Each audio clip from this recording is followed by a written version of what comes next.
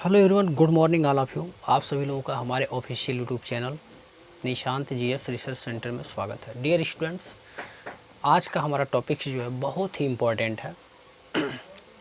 एक तरह से कहा जाए तो समुच्चय का मूलभूत टॉपिक है यह, ठीक है।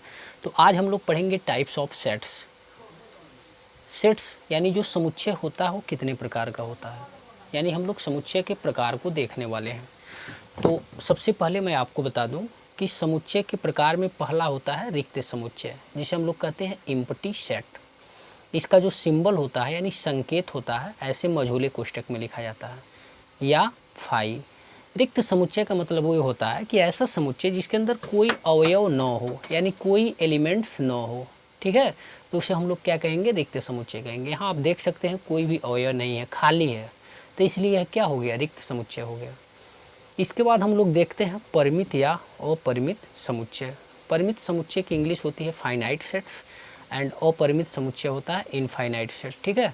जैसे उदाहरण के थ्रू मैं आपको समझा रहा हूँ परिमित समुच्चय क्या होता है। जैसे बोल दिया गया अंग्रेजी वर्णमाला के सभी अक्षर, तो ये काउंटेबल है ना, तो इसलिए यह परिमित समुच्चय है, फाइनाइट सेट्स है। तो ए बराबर आप इसे करके लिख सकते हैं, ए बराबर अल्फ़ाबेट्स के जितने इंग्लिश के अल्फ़ाबेट है, ABCDEFGH, मतलब कहाँ तक, जेड तक। तो ये क्या है, यह एक फाइनाइट सेट है, अर्थात यह क्या है, परिमित समुच्चय है। हिंदी वर्णमाला के सभी अक्षर, हिंदी वर्णमाला के जितने भी अक्षर हैं सभी काउंटेबल हैं, गिना जा सकता है, ओ से लेकर के ज्ञ तक। तो इसलिए ये भी क्या है, परिमित समुच्चय है। कक्षा, मैं कहूँ कि कक्षा 11 के सभी विद्यार्थियों का समुच्चय, तो कक्षा 11 के जो सभी स्टूडेंट्स हैं उन्हें गिना जा सकता है।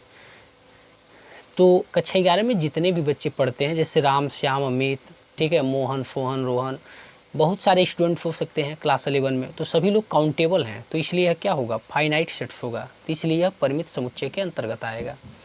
इसके बाद हम लोग देखते हैं अपरिमित समुच्चय इनफाइनाइट सेट।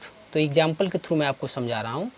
जो काउंटेबल न हो, अर्थात जिसे गिना न जा सके, वह क्या है, अपरिमित समुच्चय है। जैसे सभी प्राकृतिक संख्याओं का समुच्चय। तो नेचुरल नंबर्स को 1 2 3 as it is that that infinite तक होती है नेचुरल नंबर, ये काउंटेबल नहीं है, गिना नहीं जा सकता, अनंत तक होती है ना, तो इसलिए यह अपरिमित समुच्चय है। सभी परिमेय संख्याओं का समुच्चय, क्यू से डिनोट करते हैं रेशनल नंबर्स को। तो रेशनल नंबर बहुत हो सकते हैं, अनंत हो सकते हैं परिमेय संख्याएं, तो इसलिए यह भी क्या है, अपरिमित समुच्चय का एग्जाम्पल है। फिर आप रियल नंबर्स को ले लीजिए, वास्तविक संख्याओं का समुच्चय। तो रियल नंबर में परिमेय भी आ जाते हैं और अपरिमेय भी आ जाते हैं। जैसे देखिए √3 लिया गया तो अपरिमेय है, √5 अपरिमेय है। तो बहुत सारी संख्याएं हैं जो अपरिमेय हैं, ठीक है, और बहुत ऐसी संख्याएं हैं जो परिमेय हैं, अर्थात इन्हें गिना नहीं जा सकता है। तो वास्तविक संख्याओं का अर्थात रियल नंबर्स का जो सेट्स होता है वो भी क्या है, इनफाइनाइट सेट्स के अंतर्गत आता है, अपरिमित समुच्चय के अंतर्गत आता है, ठीक है। तो अपरिमित समुच्चय मतलब जो काउंटेबल न हो वह अपरिमित समुच्चय है, और जो काउंटेबल है वो क्या है, परिमित समुच्चय है। फिर अगला अगर मैं आपसे बताऊं तो सभी पूर्णांकों का समुच्चय। तो पूर्णांक बेसिकली 3 प्रकार के होते हैं, धन पूर्णांक, ऋण पूर्णांक और शून्य पूर्णांक। तो देखिए यहाँ पे 0 भी लिखा, +1 +2 +3 +4 डॉट डॉट डॉट इनफाइनाइट, ठीक है, -1 -2 -3। तो इसलिए मैंने +- +-2 +-3 +-4 ऐसे करके लिख दिया है, यानी धन के साथ और ऋण के साथ एक ही बार मैंने दिखा दिया है। तो ये जो सभी पूर्णांकों का समुच्चय है, यानी ऑल इंटीजर्स का जो सेट्स होता है, ये भी क्या है, इनफाइनाइट सेट्स के अंतर्गत आएगा, यानी अपरिमित समुच्चय। तो ऐसे आप समझ सकते हैं। इसके बाद आता है अगला समुच्चय जो है समान समुच्चय, इक्वल सेट।